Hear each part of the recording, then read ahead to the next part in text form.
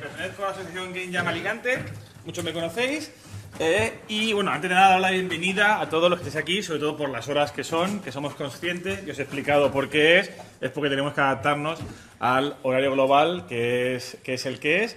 Están conmigo Andrés Montoyo, director de la Escuela Politécnica Superior de la Universidad de Alicante, y hemos tenido también dos ponencias de dos empresas de la zona, ¿vale?, que son José de Winged Minds, que es una empresa que se dedica al tema del mundo virtual, por así decirlo, los nuevos dispositivos de red virtual, y Antonio Pascual y Juanan Pascual, aquí a mi derecha, de Randall's Mondays, que son viejos conocidos de la asociación, que van a venir a hablarnos del tema de la ilustración en los videojuegos, ¿de acuerdo?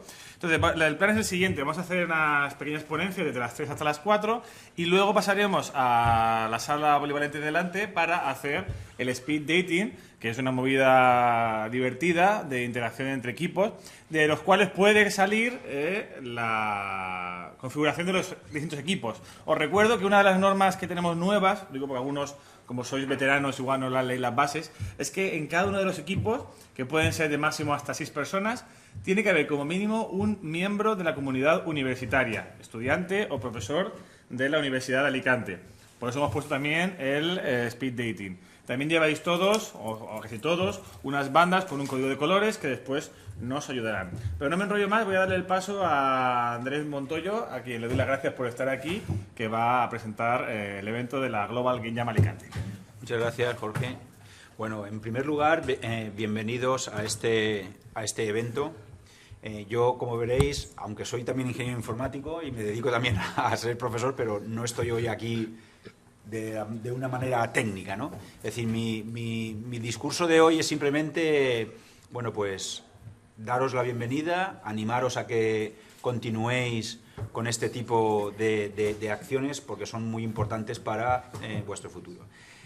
Nosotros, como sabéis, en la Escuela Politécnica Superior ya tenemos costumbre. Inicialmente solamente fue una semana cultural, pero de una semana cultural hemos pasado ya a un mes cultural.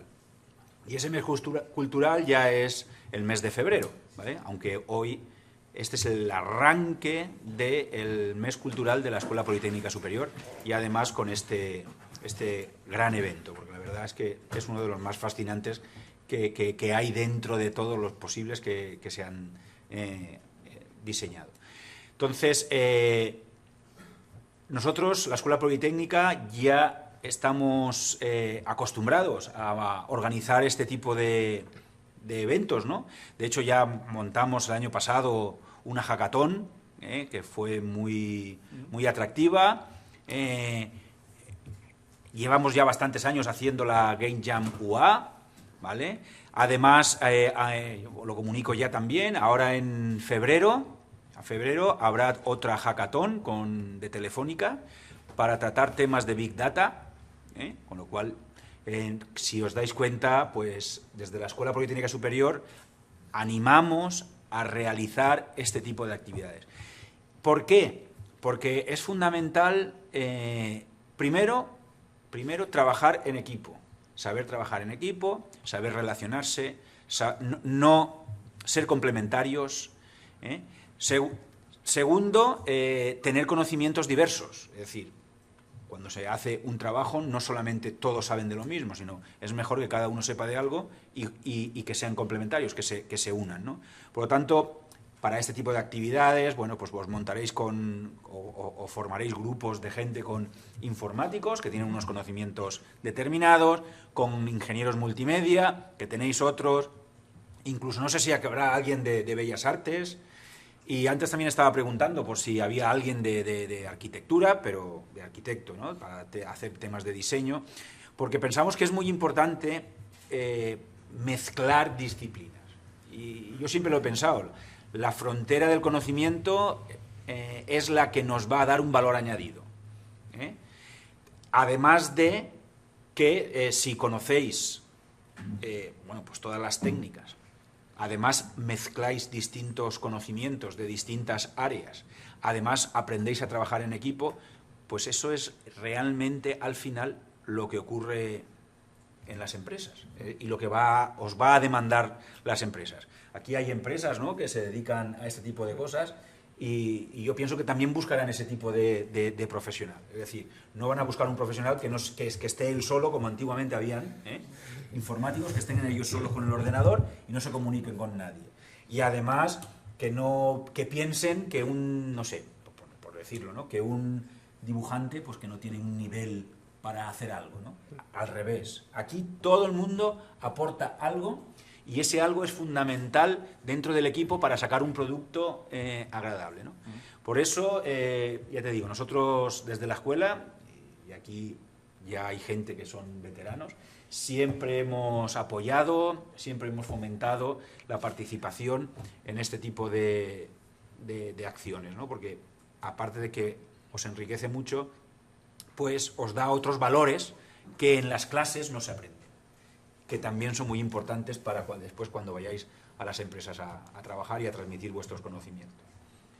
Ya aprovecho también, porque yo ya estáis ansiosos de escuchar a los técnicos, bueno, pues quiero dar las gracias tanto a la subdirectora de Ingeniería Multimedia, a Mireia, como a Miguel Ángel, el subdirector también de la Escuela Politécnica Superior, porque además de ser profesores de Ingeniería Multimedia, bueno, pues son auténticos, están fascinados, ¿no?, por la disciplina, ¿no?, por los juegos, por ayudar y siempre están comprometidos con vosotros para lo que necesitéis.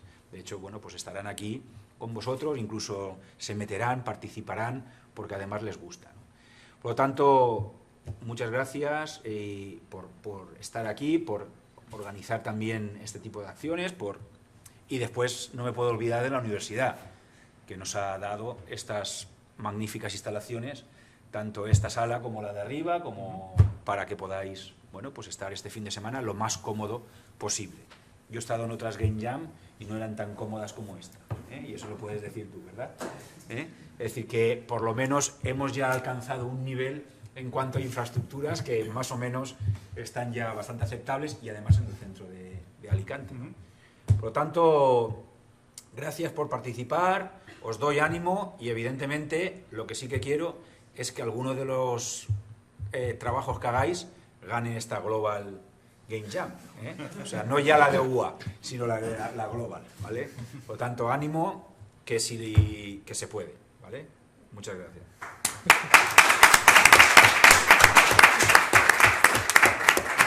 Antes de que te vaya, quiero agradecerte otra vez que estés aquí con nosotros, hayas hecho un pequeño hueco en tu agenda para poder estar aquí presentando. Él tiene que irse ahora porque tiene otros compromisos, pero nosotros nos quedamos a escuchar a los ponentes. Muchas gracias, Andrés. Gracias a ti. Un aplauso, por favor, para él.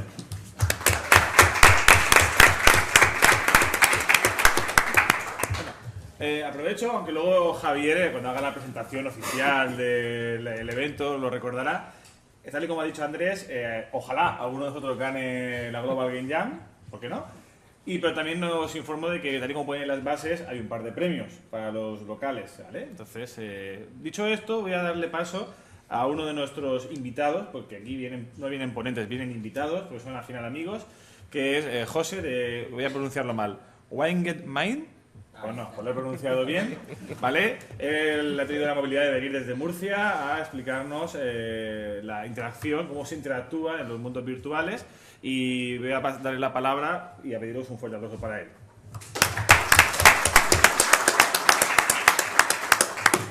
Bueno, pues a mí me toca la parte técnica y un poco más pesada de las conferencias de introducción de la Global Jam.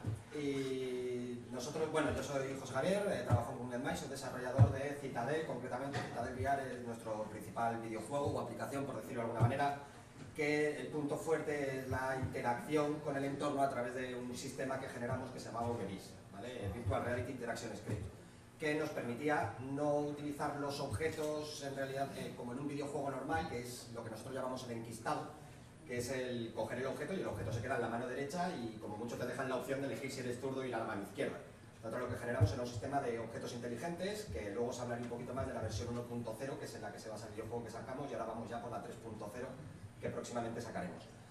Entonces, el tema tema de la interacción en realidad virtual, lo primero, cuando salió todo esto de Oculus y demás, que se puso muy de moda, empezaron a salir Cardboard Glasses y demás, vimos que había salido, de pronto nos había rodeado un montón de tecnología nueva en torno al mundo audiovisual, porque realmente la realidad virtual, el vídeo 360 y la realidad aumentada no son más que nuevas formas de lenguaje audiovisual. Hasta ahora teníamos el cine con la animación y de pronto nos hemos encontrado con un montón de nuevas formas de interactuar con la imagen y tal. Y la ventaja que tiene la realidad virtual, que por eso la resalto, es que además te permite interactuar con ella. O sea, una de las principales diferencias que tienen el cine 3D, el vídeo 360 o la realidad aumentada es que la realidad virtual, haciéndola bien, te permite interactuar, y ahora hablaré un poquito más sobre esto también.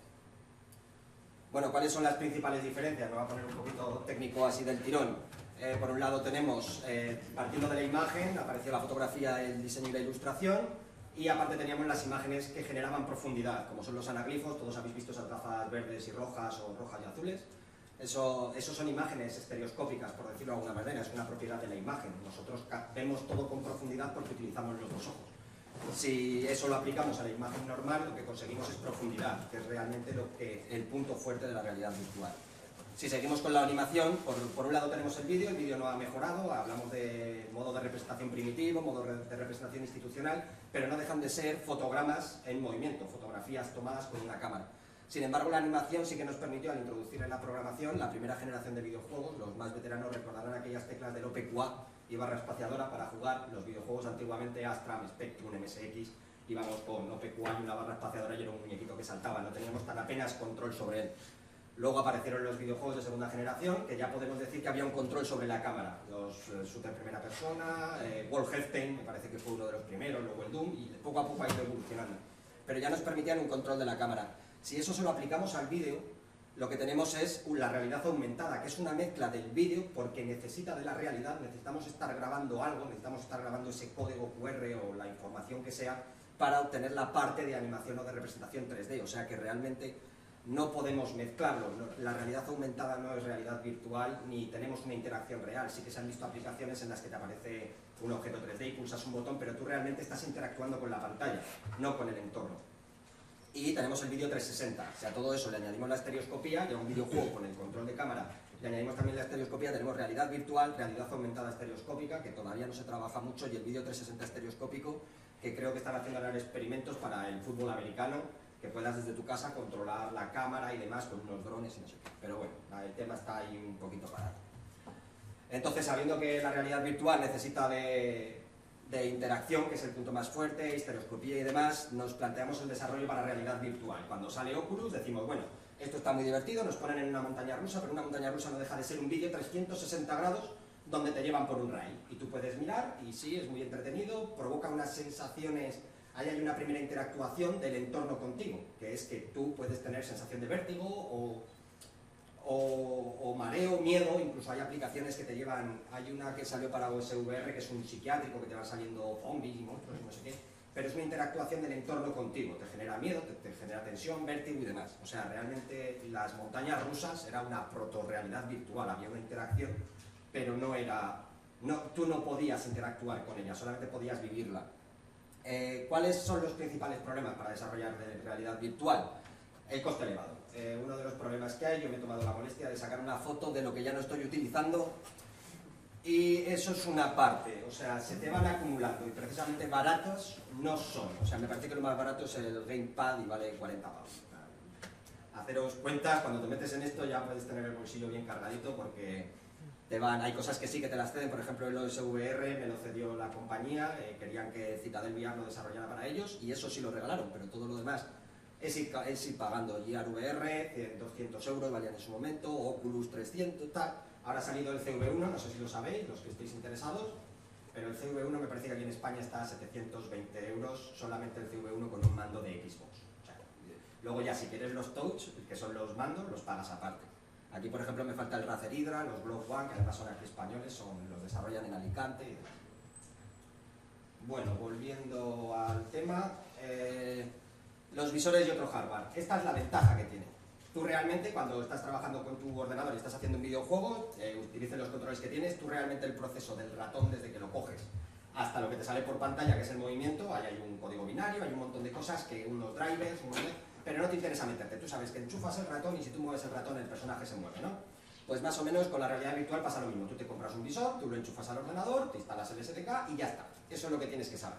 Es una cámara puesta en juego. Por ejemplo, yo trabajo con Unity o en el programa que sea, en el editor, en el motor gráfico. Tú metes la cámara y ya tienes estereoscopía y eso está funcionando. No hace falta meterse mucho más en toquetearlo. O sea, tú tienes realidad virtual, simplemente con poner el personaje que te da Oculus ya, tú ya te puedes mover. Luego ya depende de la profundidad de interacción, que es lo que hablaremos ahora, que es el objetivo es traducir lo real a lo virtual. Es lo que hablaba antes. A ti te sientan en una montaña rusa y ahora tengo por aquí la imagen porque merece la pena verla. Esto es una montaña rusa en realidad virtual.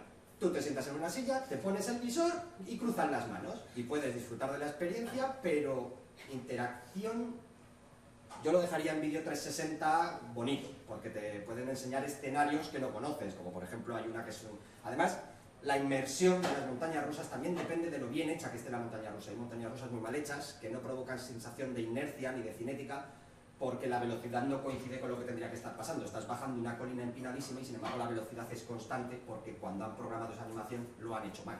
O sea que también hay que tener en cuenta el nivel de profundidad. Entonces, vuelvo para acá otra vez. Esto de ir cambiando me va a matar. Bueno, pues esto. Entonces, la realidad virtual, como estoy diciendo todo el tiempo, es inmersión, ¿vale? Lo divertido de la realidad virtual es que tú puedas interactuar con ella. Precisamente, nosotros ya trabajábamos con la primera versión de Uber Eats, la 0.5, que era muy simplona, era coger una espada y un escudo y ir dando guantazos. Nosotros trabajamos con Razer Hydra, unos controles que son con cables, no son inalámbricos y demás. Y yo me emperroté en que la realidad virtual iba a ser eso, iba a ser el poder interactuar con entornos 3D. Hubo compañeros míos que de hecho dejaron el grupo porque decían, ¿eso qué quieres hacer? Aparte de que no va a servir para nada, porque esto se va a quedar como el cine 3D, para ver películas y para ver montaña rusa. Yo les dije que no, que no, que no. Nos hicimos con unos controles, nos metimos y al mes de tener Uber Eats 0.5 salieron los Oculus Touch y el HTC Vive con los controles. Los que lo hayáis seguido los conoceréis y los habréis visto. Entonces, la cuestión es que hay que buscar una interacción. El punto real de la realidad virtual es que haya una interacción y podemos dividirlo en dos partes ateniéndonos a el control que yo tengo sobre ella y el control que ella tiene sobre mí. Por ejemplo, yo para poder interactuar en realidad virtual necesito unos controles. Si yo hago un videojuego, como os decía antes, poniendo el personaje que te da Oculus en su SDK para Unity, tú lo que tienes es un videojuego normal que se va a ver en estereoscopía. Entonces tú coges, te metes allí, si chocas contra una pared y tu personaje lleva el arma como en un shooter, el arma está chocando contra la pared, tú no puedes hacer nada. Entonces, la gracia de la realidad virtual es llegar al punto ese de que yo pueda estar chocando con una pared, asomarme y mi brazo vaya independientemente y yo los aquí pueda disparar sin que me puedan dar. Entonces, esos son controles. Por un lado están los controles, que es con lo que yo accedo a la realidad virtual para poder interactuar. Por un lado tenemos la interacción, o sea, lo que a mí me permite hacer dentro de la realidad virtual, y por el otro lado la inmersión que yo consigo con esas acciones. Por ejemplo, interacción nula, un paseo virtual, es la foto que os he enseñado antes. Yo me siento, me pongo mis gafas y no puedo hacer nada, simplemente dejarme llevar. Una genérica es una causa-efecto, es un videojuego normal, lo que os decía, yo voy caminando, me choco con una pared y hasta ahí he llegado. Es muy bonito, es en realidad virtual, pero ya tengo un control, ya puedo elegir hacia dónde ir, dónde meterme, si ir por una puerta o ir por otra. Colisiono con una puerta y la puerta se abre porque tiene una animación o una programación, ¿no? Se ha abierto y se abre siempre igual, se abren todas las puertas según la programación que tienes. Y luego la avanzada, que es utilizando los controles de los que estoy hablando. No es lo mismo chocar con una puerta y que esa puerta se abra sola, que tú agarrar la maneta, empujar la puerta un poco para asomarte y si no te gusta lo que estás viendo, coges la cierras y sales corriendo. Es una interacción mucho mejor, es más realista, que es lo que nosotros intentamos conseguir poco a poco con los controles que tenemos. Por el otro lado tenemos la inmersión, muy básica, un gamepad, es lo que estamos hablando. Yo me siento, puedo manejar mi personaje, pero yo siempre pongo el mismo ejemplo. ¿Por qué yo me metí con lo de la interacción, Razer Hydra, Oculus Touch y demás?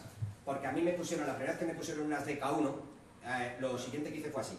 Pero no tengo manos, y fue un poco decepcionante, me quedé un poco chafado diciendo, no puedo hacer nada, o sea, estoy viendo un montón de cosas encima de una mesa y no puedo tocarlas, y fue llegar a casa, borrar todo lo que estábamos haciendo en un videojuego normal y empezar con realidad virtual. ¿Qué es lo que pasa? Te están enseñando eso y al final te ponen a jugar con un teclado y un ratón. Toda la inmersión que te ha generado el visor y la estereoscopía generada y el control de la cámara lo has perdido al acabar jugando con un teclado y un ratón, porque realmente sigues sentado en tu sofá y juegas, acabas jugando mirando hacia adelante, ¿vale? No hay ningún control ahí, o sea, al final acabas, es como la que os comentaba antes de Terror, la aplicación que salió para OSVR de un psiquiátrico. Tú te dabas la vuelta y directamente estaba tan poco trabajada que a partir de tu personaje hacia atrás era negro. O sea, ya no podías ni volver a ver lo que habías visto. O sea, es lo mismo, pues para jugar hacia adelante no me gasto 720 euros en un visor, por muy bonito que sea. Me hago con una pantalla, la divido en dos partes y le pongo 2 lupas y me ahorro el pastizal. Bueno, pues esa es la básica. Luego tenemos los simuladores. Consigues un poquito de inmersión. ¿A qué es a lo que me refiero? Tú, a ti te sientan en un asiento de Fórmula 1, te ponen el volante y te ponen la pedalera, y si te ponen un videojuego de coches, pues oye, pues tienes la sensación, ¿no?, de que vas en el coche. Y más si es un de estos que van con servos y motores y demás, que te balancea y te genera una sensación de inercia mejor. Pero no es inmersión, porque suele pasar que la animación del volante va de una manera y tú estás intentando corregir esos movimientos que estás viendo. Es una de las putadas, dicho finamente, que tiene la realidad virtual, que reaccionas a lo que estás viendo, como en la vida real. Entonces, si tú el personaje tiene una animación de que está controlando el volante, tú tiendes a corregir esos movimientos. Entonces, y en el momento que tú quitas las manos del volante, esas manos van a seguir ahí. Hay una inmersión a la hora de jugar, pero no es una inmersión real. Y luego tenemos un nivel de inmersión avanzado, que es lo que estamos diciendo, lo que nosotros generamos, que es, coges unos mandos y mis manos siguen ese movimiento, y si yo la roto, la mano rota. Si cojo un arma, el arma se mueve con ella, y si yo quiero me la cambio de mano y luego la guardo o hago con ella lo que quiero. Eso es inmersión real en el entorno. Y por el otro lado está lo que el juego te genera a ti, que es en lo que también hay que trabajar. O sea, no puedes hacer algo muy inmersivo por la parte de los controles, pero que luego esas sensaciones no se transmitan. Por ejemplo, sensaciones básicas, imagen y sonido. Es lo que estamos trabajando hasta ahora en los videojuegos. Te ponen música de tensión, te ponen una escena oscura, un fluorescente parpadeando y ya te está generando una sensación. Pero aprovechando la tecnología que permite la realidad virtual, eso es muy básico. Están saliendo ahora un montón de controles increíbles, pues en Almería el Rogue One, ahora hace poco salió un Kickstarter de un traje áptico que vibra. Si a ti te disparan y tienes bien hecho el programa, notas los impactos en el cuerpo. Eso es una virguería. Yo he probado el Rogue One, que es simplemente el guante para la mano y alucinas. El pasar la mano por encima de una guitarra y estar viendo la guitarra y notar las cuerdas en los dedos sin estar realmente ahí físicamente, es la bomba. Pero bueno. Y luego tenemos el uso de periféricos, que hay una empresa, ahora no me sale el nombre, se me ha ido. Immersive, algo, bueno, son virgueros, ellos hacen muchas cositas. Tienen una cabina de ducha que con una luz de calor, un foco de calor y con olores, tú, por ejemplo, eliges la experiencia de la playa y hueles la sal del mar y notas el calor del sol en la posición en la que está. Luego tienen, no sé si lo habéis visto, esto es más popular, lo de Misión Imposible, la publicidad que les hicieron, que es que te cuelgan de un avión y te ponen un ventilador delante y te van agarrando de las piernas para que tengan la sensación de cuando Tom Cruise va colgado del avión, ¿vale? Eso ya son periféricos muy específicos para esa experiencia que realmente tú en tu casa no puedes tener 20 ventiladores, 40 focos de calor y demás, o ni siquiera en un estudio puedes tener eso, porque solamente programar todo eso simplemente porque sientas un poquito de calor no merece la pena. Pero vamos, es lo que hay. Luego, aparte, la realidad virtual, imagen y sonido, más o menos, es que este esquema es más grande, pero lo he tenido que reducir para hablar, centrarme en interacción. Luego también están los gráficos, que entrarían dentro de la parte de imagen y sonido. Si tú quieres hacer algo realmente realista en realidad virtual, ya sabes que toca modelado, Substance Painter, un montón de texturizado, un trabajo bastante serio de animación y todo lo demás. Bueno, entonces, teniendo en cuenta todo esto, la interacción en realidad virtual la podríamos realizar de 3 maneras, que es sin controles, que es lo que estábamos hablando, una montaña rusa. Yo, por ejemplo, he trabajado en arquitectura con realidad virtual y lo que hacíamos al principio era controlar los eventos con la vista. Entonces tú mirabas un icono, el icono le salía un cronómetro, por decirlo de alguna manera, y entonces elegías si le hacías habitación, pero era ya un camino premarcado, era como un paseo virtual realmente. No tienes un pequeño control sobre él y no es inmersivo, no hay realmente inmersión tuya ni del entorno contigo, porque realmente ni estás sintiendo la sensación de moverte ni nada. Con controles genéricos y simuladores es lo que hablaba. Puedes tener una interacción, tú haces un simulador de coches, es lo más sencillo, pones la pedalera, pones el volante, te sientas en el asiento y lo ves en estereoscopía. Es muy bueno, pero no es. Y luego tenemos los controles específicos. Los controles específicos son, pues bueno, tenemos Node, que ha sacado unos que valen también para móvil. Tenemos Razer Hydra, que es con cables, magnético, la verdad es que es bastante malo, porque en el momento que hay un ordenador cerca que es metálico, pierden control. Tenemos los Oculus Touch que van a salir, tenemos los controles del HTC Vive, eso es por un lado de control, y luego por el otro tenemos los Rogue One, los trajes ápticos, los andadores, que a lo mejor los habéis visto, el Virtuos Omni, y todo claro, es para moverte en un espacio reducido. Ahora HTC Vive ha salido en Lighthouse, o sea, opciones a la hora de desarrollar tenéis cientos. Lo que pasa es que también hay que elegir un poquito qué es lo que se quiere hacer. Es decir, yo en la Universidad de Murcia trabajamos en psicología, presentamos unas aplicaciones en la ITAN, la Immersive Technology Alliance, que se celebró allí.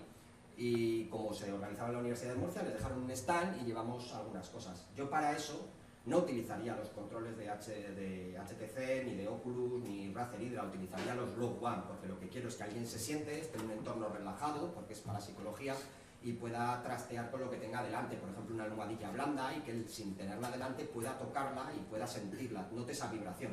Sin embargo, si quiero hacer un videojuego, los Rogue One ya no me valen. Una reña que tuve con ellos, cuando coincidimos en la Samsung Gear, era que no tenía joystick. O sea, vale, tengo unos guantes, pero es que no me puedo mover del sitio. Yo quiero irme a la otra punta, pues necesito un joystick para moverme, y estuvimos hablando de un diseño que saliera desde la muñeca y demás.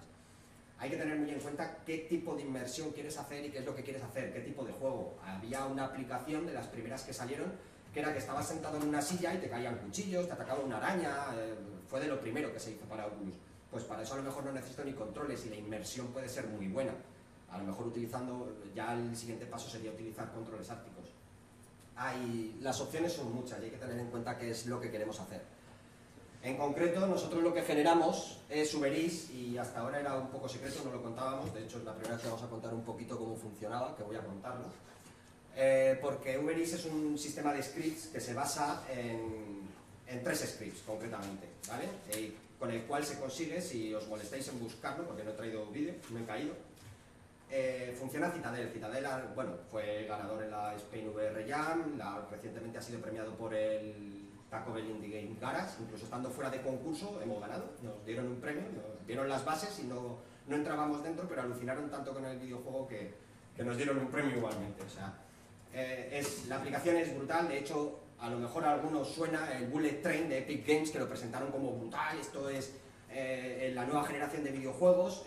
Citadel, todo el mundo dice que es mejor, porque en Bullet Train los objetos se enquistan, como decía antes, tú coges una pistola con la mano derecha, está en la mano derecha.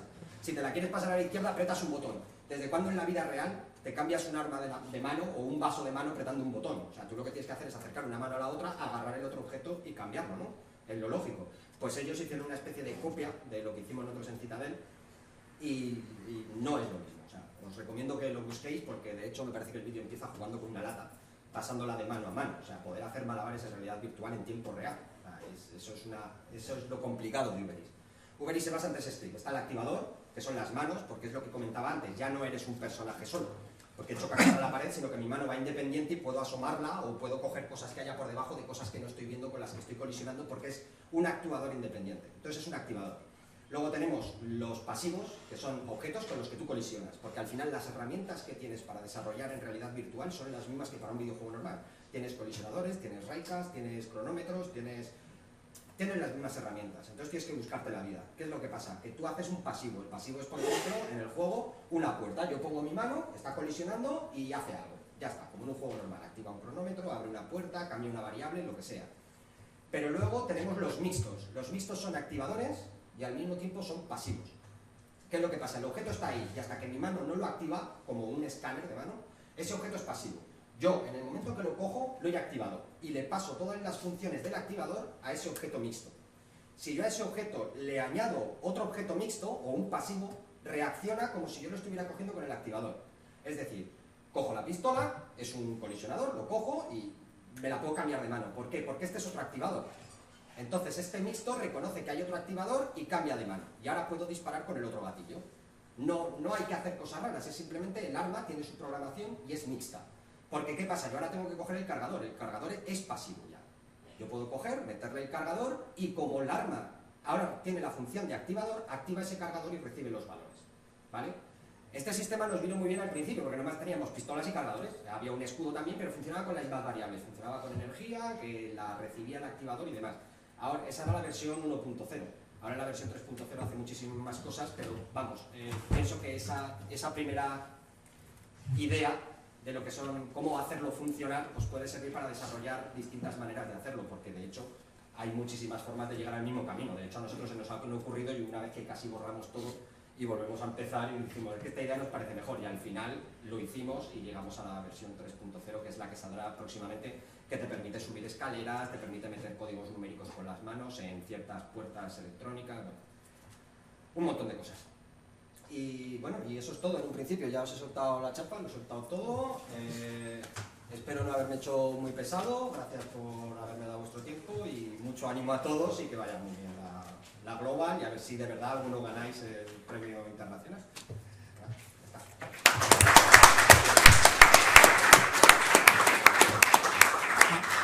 Pues muchas gracias, José Luis, por tu gran ponencia. Hemos visto el tema de Oculus, que puede haber en el futuro. Y si alguno tiene una pregunta para él, podéis hacérsela. ¿Nadie quiere preguntar? Vale, pues ahora damos paso a Juan y a Antonio. Juanan y Tony. A ver. Y necesitas ponértelo aquí. Sí, bueno, ahora. Si quieres cambiar los sitios para estar más cómodo Pues, para la mismo. Sí.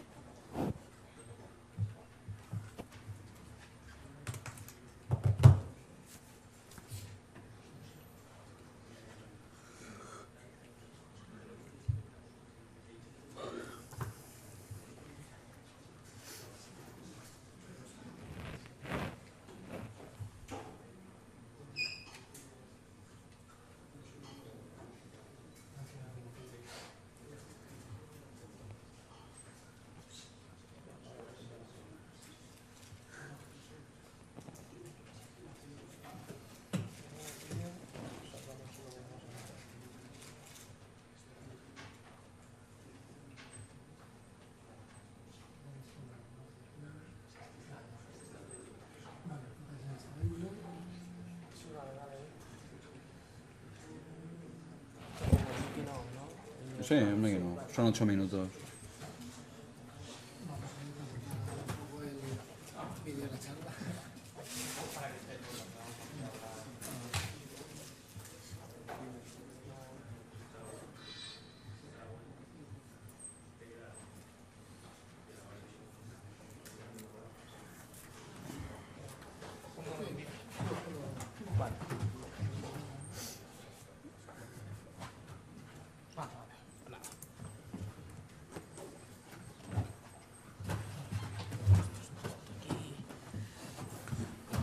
Bueno, ¿quieres que empiece yo? No, los Como micros creo que quieras. no van.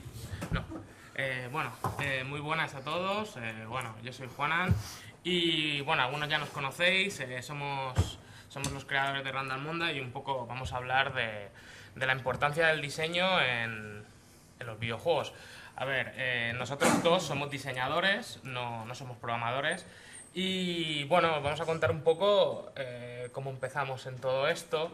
Nosotros como diseñadores nos encantan los videojuegos y aunque veníamos del campo de la animación y todo esto, pero teníamos muy claro que en la animación pues no había tanto futuro como podía haber en los videojuegos, y decidimos, bueno, pues dar el salto y empezar a crear videojuegos. A ver, crear videojuegos siendo un diseñador, aquí con toda la gente de programación puede parecer un poco raro, pero a nosotros desde el principio siempre nos pareció que era muy importante el aspecto visual de un videojuego. O sea, la verdad es que lo primero que te llama la atención en un videojuego es cómo se ve, y bueno, luego están las dinámicas de juego y todo eso y todo el trabajo, pero nosotros empezamos todo esto diciendo, bueno, queremos hacer un videojuego, nos vamos a basar en juegos muy de los 90, muy en plan 2D, con mucha cinemática,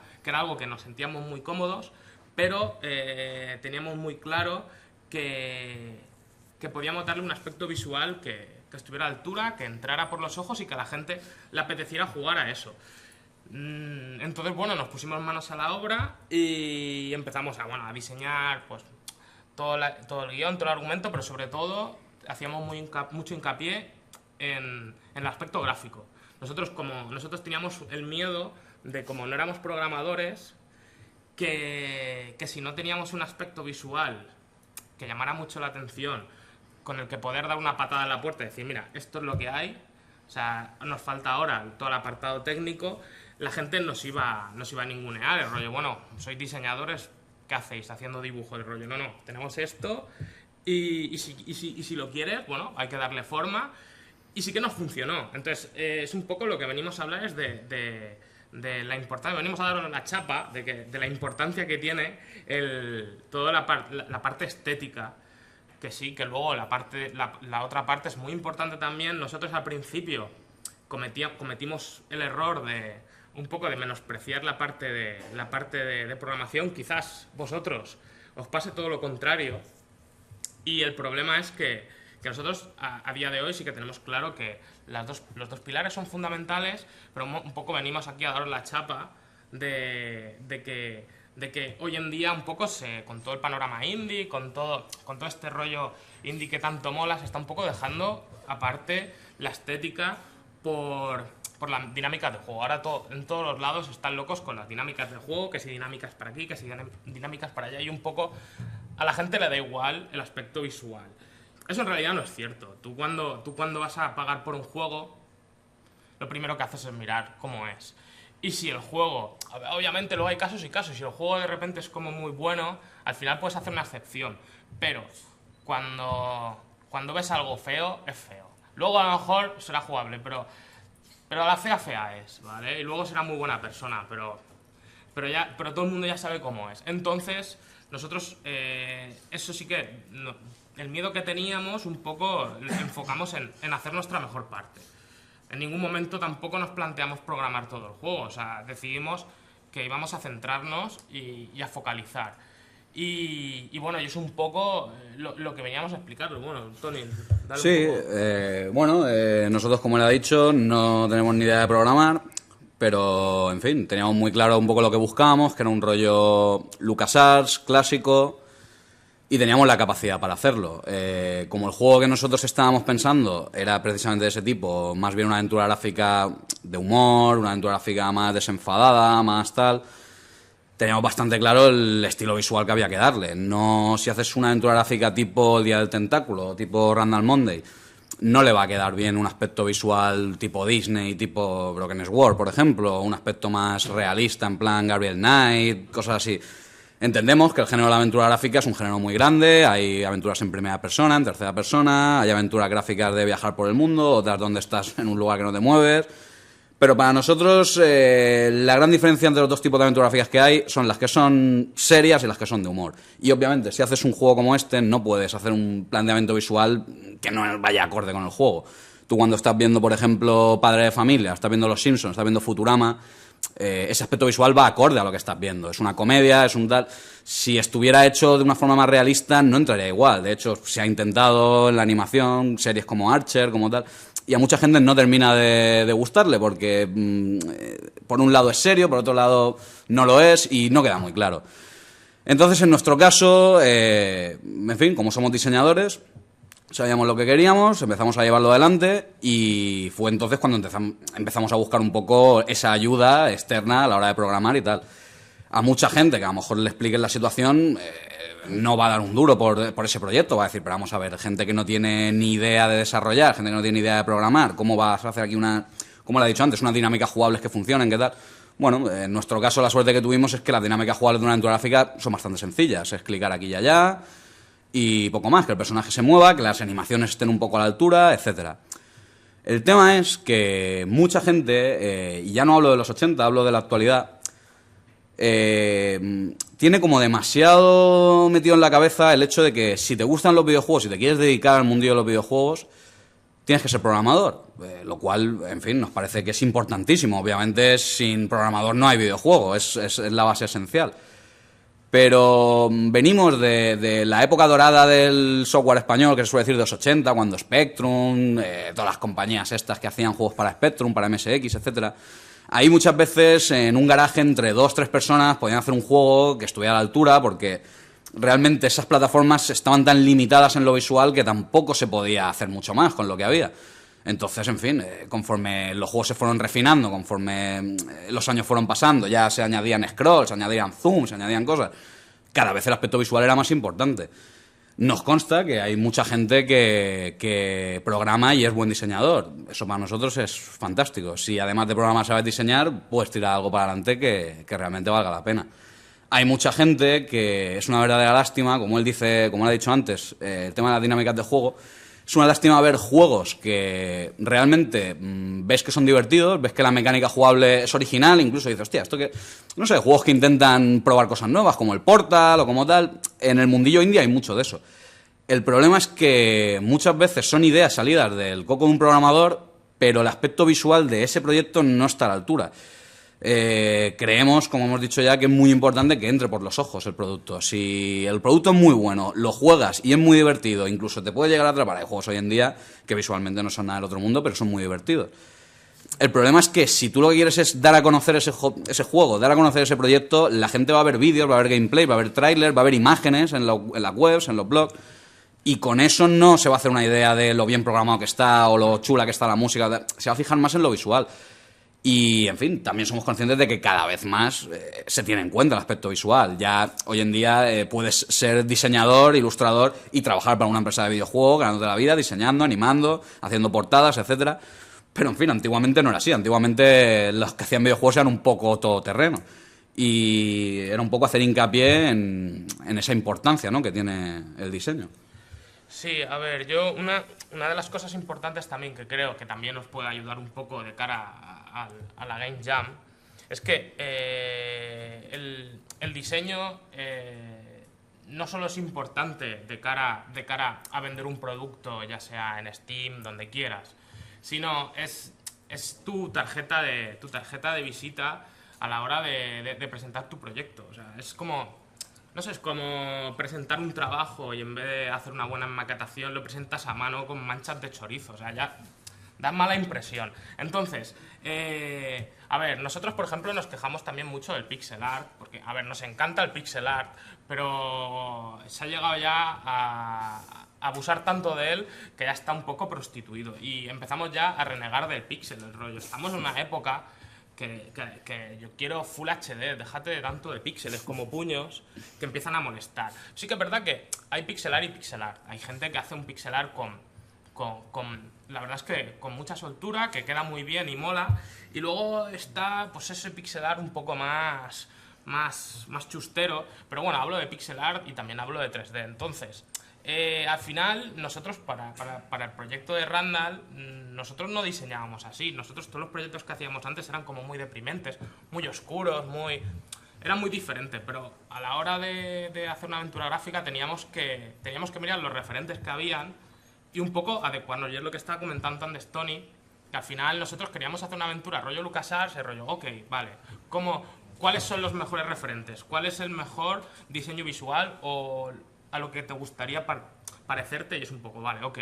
Mirando eso, de ahí puedes empezar a intentar buscar un estilo o hacerlo lo más agradable a la vista posible, porque al final, sí, luego vas a jugar y vas a interaccionar con él, pero se trata también de en gran medida una experiencia visual. Entonces, de cara a cualquier Game Jam, muchas veces nosotros ya estuvimos aquí en una Game Jam y probamos muchos juegos que eran muy divertidos, que molaban mucho, que el aspecto visual era horrible, pero es verdad que cuando luego lo jugabas decías, ostras, aquí hay mucho talento detrás, pero de primeras entra mal. Y luego era muy curioso que la gente que ganaba premios suele ser los que tenían un diseño mucho más agradable a la vista, aunque luego el juego no era tan bueno. Luego había muchos juegos que molaban mucho más las dinámicas, que el juego era mucho mejor, pero ¿qué pasa?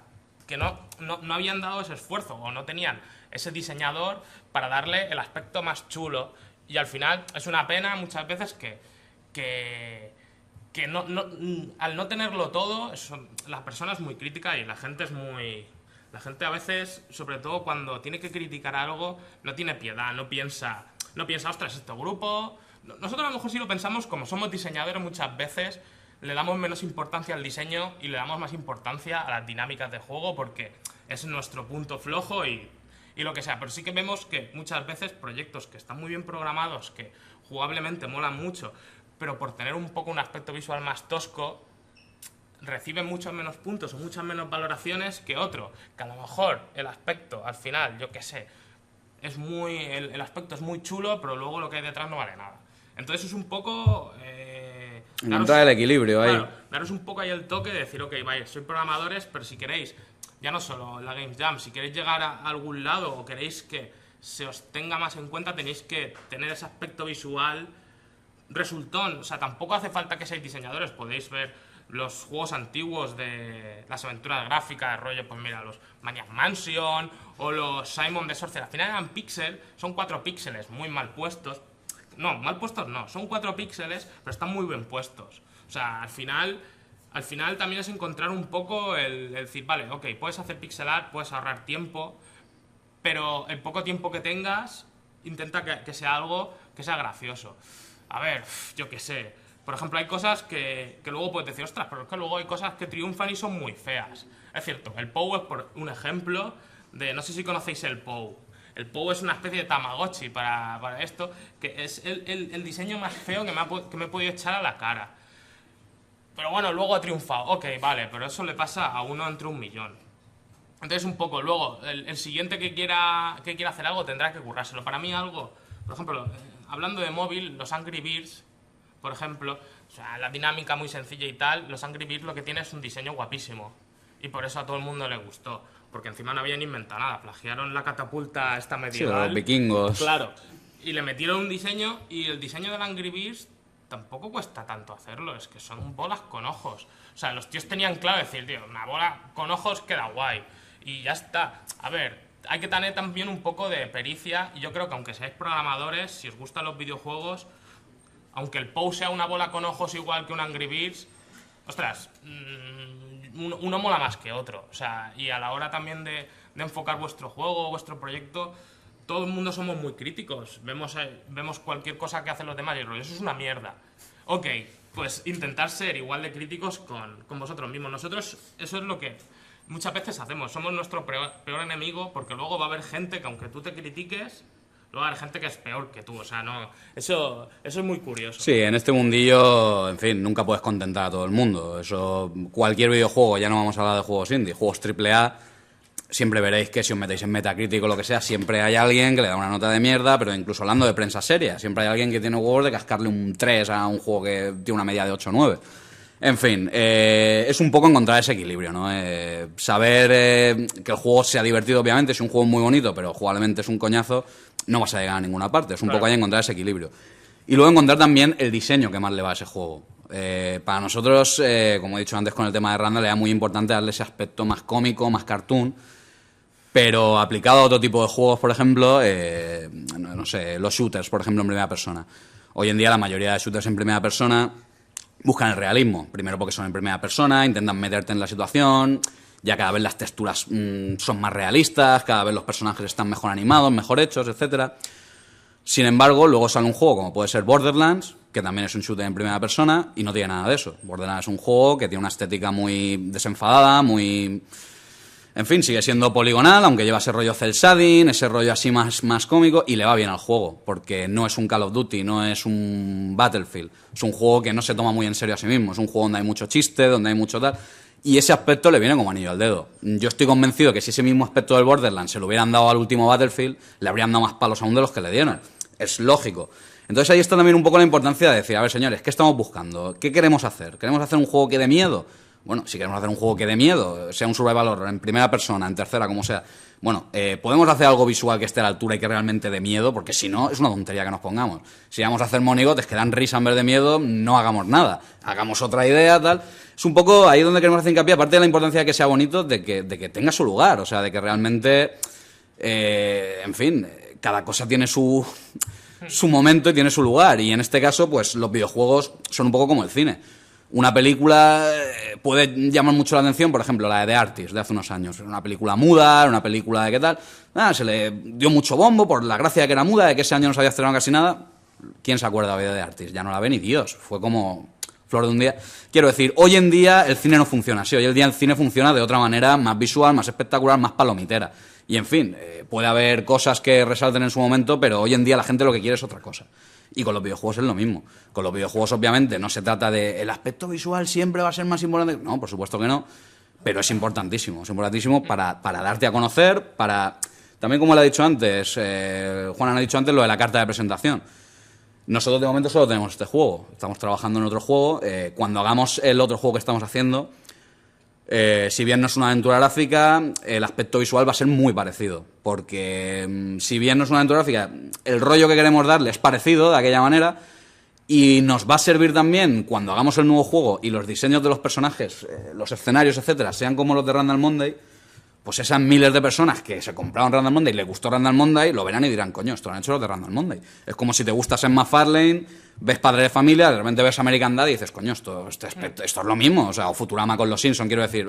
Así consigues atrapar gente. Si a veces te la juegas y rompes la baraja, es peor.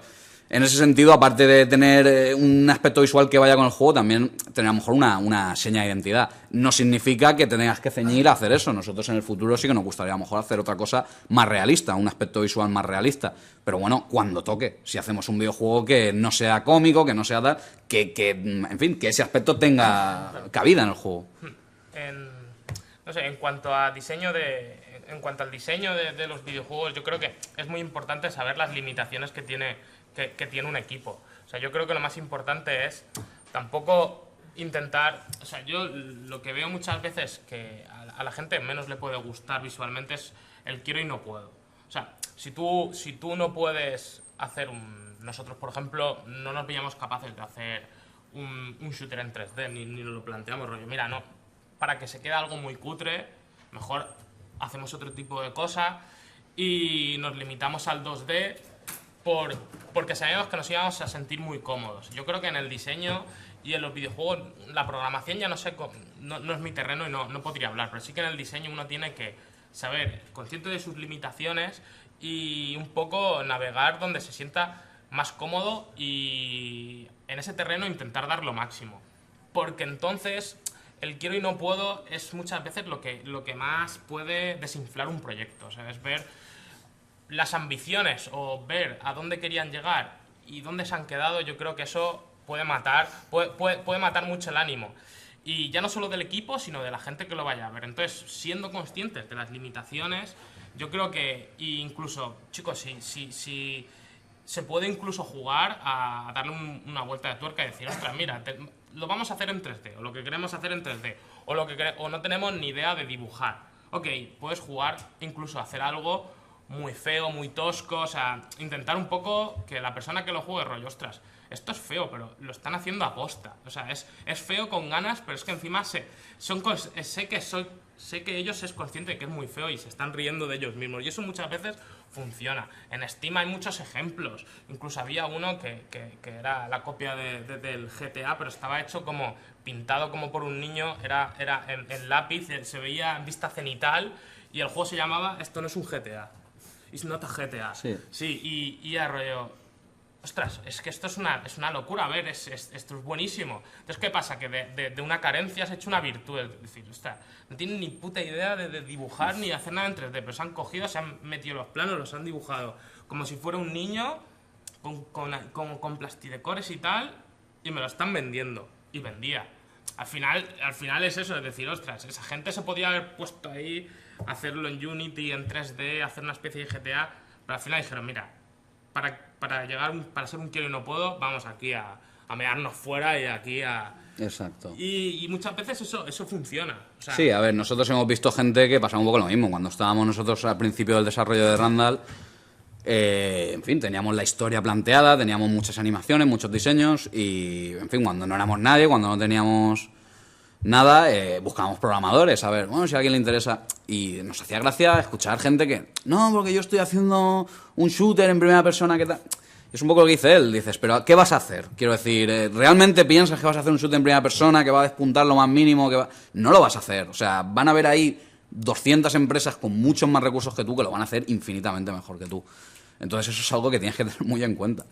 Luego, otro tema también, volviendo un poco a lo que es al diseño del videojuego en sí, es muy importante también saber en qué te mueves. Ya no, quiero decir, si estás jugando un tipo de juego que se controla mejor con ratón o con mando o con tal, el diseño ahí también es importante. Si conocéis la saga Dragon Age, por ejemplo, ahí hubo una cagada de diseño muy importante en la versión de consolas del primer Dragon Age Origins. Dragon Age Origins era un poco un nuevo Baldur's Gate, era un poco volver a la esencia del Baldur's Gate, con esta vista cenital, bueno, isométrica y tal. Y, en fin, el Dragon Age en PC era así, la cámara básica era cenital, en fin, a la gente le recordaba enseguida el Baldur's Gate, se jugaba como un Baldur's Gate, parabas el tiempo, hacías lo que querías. De repente, cuando el juego salió en consolas de sobremesa, lo cambiaron mogollón. También se entiende que dices, bueno, claro, no es lo mismo jugar con un mando que jugar con un ratón y un teclado, obviamente hay que... Ya, sin embargo, el juego le dieron muchas críticas, sobre todo en el aspecto visual, porque lo cambiaron, lo convirtieron en un juego en tercera persona, que tú veías al muñeco desde atrás... Y, en fin, ya no era lo mismo. O sea, cuando el juego lo veías desde lejos, en vista isométrica y tal, no se percibían tanto los errores, no se percibían tanto las carencias, pero una vez que te acercas tanto, lo pones detrás, ves cómo se mueve, queda muy mal y no se juega igual de bien. Eso es muy importante si estás haciendo un videojuego, quiero decir. Vamos a ver, ¿esto vale la pena hacerlo así o es mejor hacerlo así? Depende si vas a jugarlo con mando, si vas a jugarlo con ratón, pero ahí el diseño es importante también. Porque aunque no estemos hablando del estilo visual de tal, estamos hablando de dónde va a ir la cámara, de dónde va... Y eso muchas veces se carga un juego. Yo he visto juegos que tienen un scroll horrible. Por ejemplo, los primeros GTA cenitales, el primer GTA, ahora la gente no se acuerda y tal, pero hostia, yo lo estuve probando el otro día y envejeció bastante mal porque no sabes a dónde vas. Tú vas con el coche, pillas una dirección y como pillas algo de velocidad, quizás el juego tenía que haber tenido eso en cuenta y a lo mejor haber abierto un poco más la cámara hacia donde estás yendo y tal, pero no, y a veces pues te chocabas y tal. Se aprende también fallando. Pero, en fin, en ese caso es importante saber un poco lo que vas a hacer y cómo hacerlo. Es clave para que el resultado entre por los ojos y entre por los dedos también cuando lo juegues.